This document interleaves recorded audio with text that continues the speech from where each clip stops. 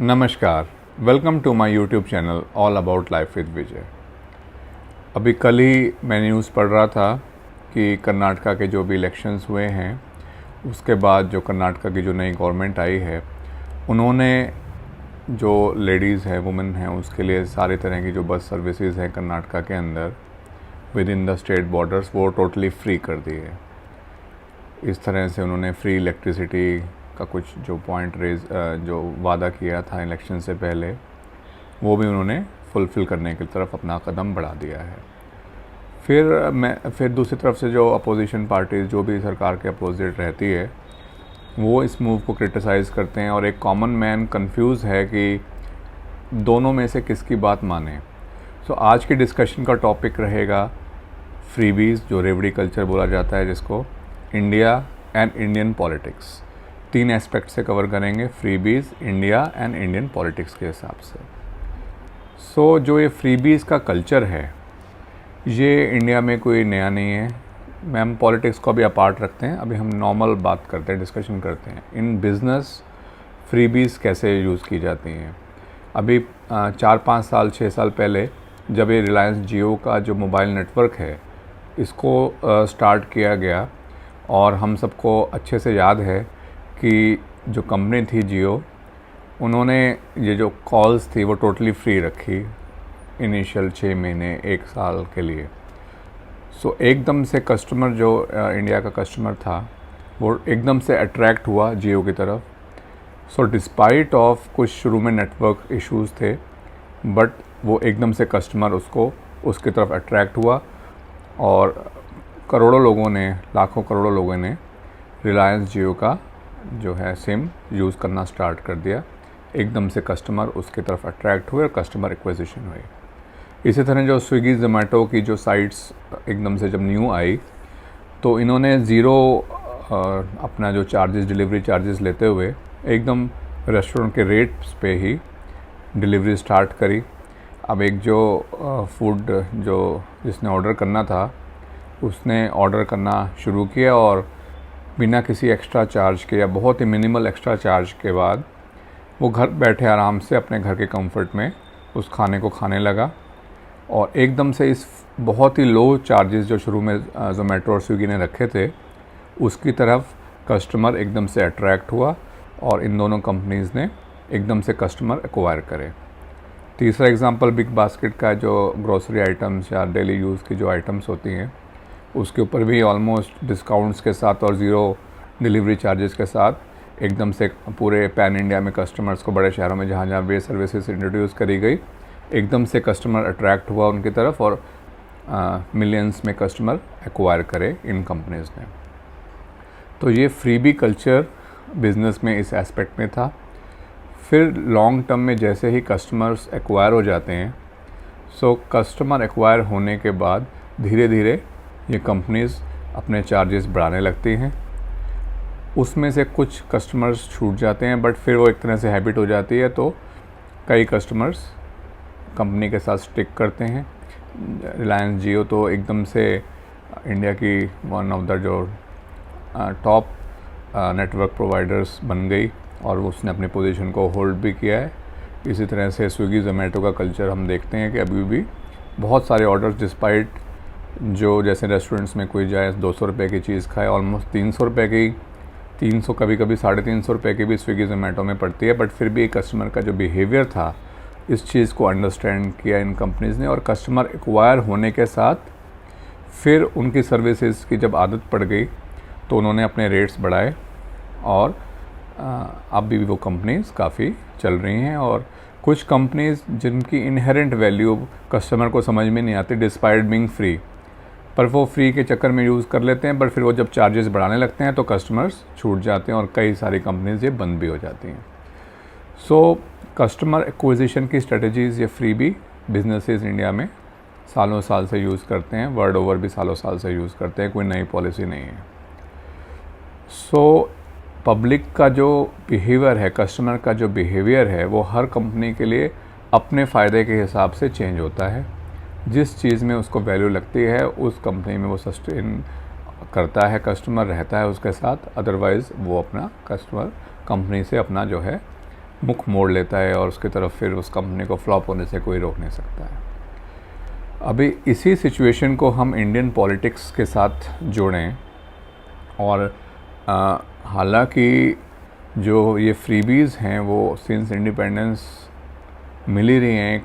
Particular तबके के लोगों को, पर्टिकुलर क्लास के लोगों को या एक पर्टिकुलर सोशियो इकोनॉमिक स्टेटा के लोगों को ये मिल ही रही हैं। जो गवर्नमेंट्स आफ्टर गवर्नमेंट्स आई वो गरीबी मिटाओ और गरीबी हटाओ इन वाले हटाओ पे मोटो पे चलती आई और गरीबी हालांकि अभी तक हटी नहीं है, बट स्टिल ये जो लोअर जो तबका है सोसाइटी का सोशियो इकोनॉमिकली, उनको सपोर्ट करने की कोशिश हमेशा से गवर्नमेंट की रही और वही जो प्रेजेंट गवर्नमेंट है इसने भी करा। बट एक बात ये हुई कि एक नई पार्टी बनी जो कि अन्ना हज़ारे के एंटी करप्शन जो आंदोलन था उसके बाद बनी और लोगों को, जैसे कि रिलायंस जियो एक एस्टैब्लिश प्लेयर है नया कंपनी के होने के बाद भी जो रिलायंस का नाम टैग उसके साथ था, बट स्विगी जोमेटो एक न्यू प्लेयर था। इस तरह से ये पॉलिटिकल पार्टी एकदम से एक रेवोल्यूशन के बाद राइज़ हुई तो लोगों को उम्मीद बहुत थी, बट एक हैसल था, एक ऑब्स्टेकल था कि भाई कैसे इनको वोट दिया जाए, कि क्या गारंटी है। और तभी इस पार्टी ने अनाउंस किया कि फ्री बिजली, फ्री ट्रैवल और फ्री पानी और बहुत कुछ फ्री, और एकदम से लोग इसकी तरफ अट्रैक्ट हुए। और दिल्ली में हमें पता है कि आज भी इनकी एक गवर्नमेंट बहुत ही ह्यूज मेजॉरिटी के साथ बनी हुई है, सेकंड टर्म इन्होंने जीता आराम से। तो इस अट्रैक्शन को भी हम बिज़नेस वाले मॉडल से देखें तो यहाँ पे कस्टमर्स मतलब वोटर्स को एक शुरू में तो अट्रैक्शन मिला डेफिनेटली, बट शुरू में अट्रैक्शन मिलने के बाद जब ये अट्रैक्शन सस्टेन हुआ, जो वहाँ के जो वोटर्स हैं उनको कुछ सस्टेनेबल वैल्यू लगी गवर्नमेंट्स के स्कीम में या जो फ्रीबी कल्चर उस स्टेट में, उस शहर में जो आया, तो उस फ्रीबी कल्चर को लोगों ने एक तरह से एक्सेप्ट तो किया है ये और तभी वो सस्टेन करी। अब इसका रिज़ल्ट ये हुआ कि बाकी पॉलिटिकल पार्टीज़ को भी ये आइडियाज़ आने लगे कि अब हम भी फ्रीबी कल्चर और बहुत सारे फ्रीबीज़, जैसे अभी कांग्रेस का कर्नाटका में कल न्यूज़ का एनालिसिस मैंने दिमाग में जब किया तो यही देखा कि भाई वो भी ये सोचने लगे कि हम भी अब जो हमारे वोटर्स हैं उनको अट्रैक्ट अपने ओर ज़्यादा से ज़्यादा करें। तो इस चीज़ का जो रिज़ल्ट रहा, इस चीज़ का जो एक तरह से कहें कि इम्प्लीकेशंस जो इस चीज़ के वो हमारी कंट्री के जो लोग हैं उस पे क्या हैं और हमारी कंट्री की डेवलपमेंट में क्या है, ये भी हम डिस्कस करने की कोशिश करते हैं।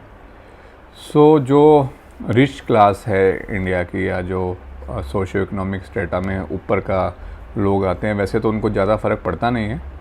बट एक सेंस ऑफ थोड़ी डिसएंगेजमेंट उनकी पॉलिटिक्स से हुई कि हमारा जो टैक्स का पैसा है वो एक बिल्कुल टोटली बहाया जा रहा है फ्रीबीज़ के चक्कर में, और ये सेंस ऑफ डिसकंटेंट उनमें है। हालांकि हमें पता है कि हमारा इंडिया का रिच कल्चर शुरू से ही वोटिंग में पीछे रहता है और इतना उनका वोट से इफ़ेक्ट नहीं पड़ता, बट एक डिसकंटेंट उस सोसाइटी में, सोशो इकोनॉमिक स्टेटा में बढ़ता जा रहा है। इस एक्शन के बाद भी जो कर्नाटका में अभी कल से हुआ है, तो वो तो सोचते होंगे, बट जो पॉलिटिकल पार्टीज़ को इसका वोट शेयर से जो इफ़ेक्ट पड़ना चाहिए वो नहीं पड़ेगा। वो बात ऑलमोस्ट श्योर है कि वो बोलते हैं, ज़्यादातर लोग वोट देते नहीं हैं। फिर जो गरीब या फिर लोअर सोशो इकोनॉमिक स्टेटस का जो तबका है वो तो इन सब फैसिलिटीज़ को पाके खुश होगा और वो और भी अब उनकी इच्छा बढ़ेगी कि अभी सभी लोग पूरे देश में ऐसे ही करेंगे, फ्री ट्रैवल हो, फ्री बिजली हो, फ्री पानी हो। और इससे फिर जो इंडिया की ओवरऑल जो स्टोरी है उस पर क्या इफ़ेक्ट पड़ेगा, ये बड़ा इम्पॉर्टेंट है समझना। वो इम्पॉर्टेंस ये है कि इंडिया की जो एक तरफ से हम लोग डेवलप्ड कंट्री होने की कोशिश कर रहे हैं, तो हमारा इंफ्रास्ट्रक्चर वगैरह उसके लिए जो फंड्स हैं अगर वो डाइवर्ट करे बिना ये फ्रीबीज़ प्रोवाइड करी जाएँ, देन तो इट इज़ ऑल राइट। यानी कि सरकार और मिनिस्टर्स जो खर्चे अपने होते हैं उसको कट डाउन करें, या तो फिर बिल्कुल ज़ीरो करप्शन पॉलिसी पे चलते हुए पैसे बचाएं,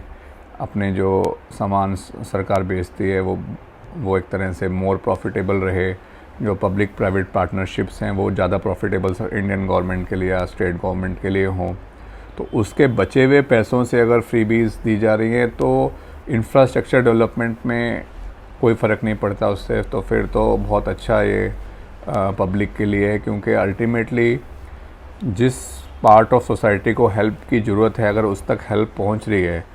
then it is very good. जैसे अब ये जो फ्री हेल्थ की आयुष्मान भारत योजना है, अगर वो सही जगह पे अपने एक्ट कर रही है, लोग उसका बेनिफिट उठा रहे हैं, हमें सबको पता है, तो then it is a good thing. हालांकि वो भी उसमें भी कुछ ना कुछ कॉम्प्लिकेशंस होती रहती हैं, but overall the scheme is doing well. वो भी एक तरह से फ्रीबीज कल्चर ही है, but the scheme is still doing well. दूसरी तरह से हम देखें कि अगर ये जो फ्रीबीज़ हैं ये इन डेवलपमेंट के कॉस्ट पे करी जाएं then it is very serious issue कि गवर्नमेंट के ऊपर इतना सारा डेट है, डेट बढ़ता जा रहा है स्टेट गवर्नमेंट के ऊपर, सेंट्रल गवर्नमेंट के ऊपर, और फिर भी वो freebies just to attract the voters. अगर ये करें तो लॉन्ग टर्म में सस्टेनेबल नहीं होगा। अल्टीमेटली जो डेवलपमेंट स्टोरी है, पब्लिक वेलफेयर की स्टोरी है, उसके अगेंस्ट जाएगी, क्योंकि जो क्वालिटी ऑफ सर्विस होगी, जैसे मान लो कि बस फ्री में कर दी राइड सबके लिए, लेडीज़ के लिए, और उससे बस का जो डिपार्टमेंट है, ट्रांसपोर्ट का डिपार्टमेंट है, उसका रेवेन्यू एकदम से फॉल हुआ और अपग्रेडेशन रुक गई, तो इस फ्रीबी का लॉन्ग टर्म में कोई यूज़ ही नहीं है। फिर तो बसें ख़राब ही होगी तो उसमें ट्रैवल कौन करेगा। पर अगर सस्टेनेबली ग्रोथ के साथ ये फ्रीबीज कोई प्रोवाइड करे then it is a good thing actually, because ये सोशो इकोनॉमिक स्टेटस के जो रिक्वायर्ड लोग हैं उसका फ़ायदा उठाएं और अपने जो है ज़िंदगी में डेवलपमेंट लाएं। तो इस एस्पेक्ट को हमें देखना पड़ेगा कि फ्रीबीज कल्चर को ना हम आउटराइटली रिजेक्ट कर सकते हैं ना हम आउटराइटली सिलेक्ट कर सकते हैं, बट एक बात तो श्योर है कि this culture is here to stay in India, क्योंकि बाकी बिज़नेस की तरह जैसे बिज़नेस फ्रीबीज से कस्टमर अट्रैक्ट करते हैं, वैसे ही पॉलिटिकल पार्टीज़ फ्रीबीज से इट इज़ फॉर श्योर कि काफ़ी लंबे टाइम तक अब वोटर्स को अपनी ओर अट्रैक्ट करेंगी और एक होड़ सी लग जाएगी कौन ज़्यादा फ्री में प्रोवाइड करता है। पब्लिक के लिए विन विन सिचुएशन तभी है केवल जब बिना डेवलपमेंट को हैम्पर करे ये कल्चर सस्टेन हो। अगर डेवलपमेंट हैम्पर हो गई है, इंफ्रास्ट्रक्चर का डेवलपमेंट हैम्पर हो गई है, तब तो ये बहुत ही डेंजरस है। So do think over this topic. I think this is a very important topic to discuss. Do like the video, subscribe the channel and share the video. Thank you so much.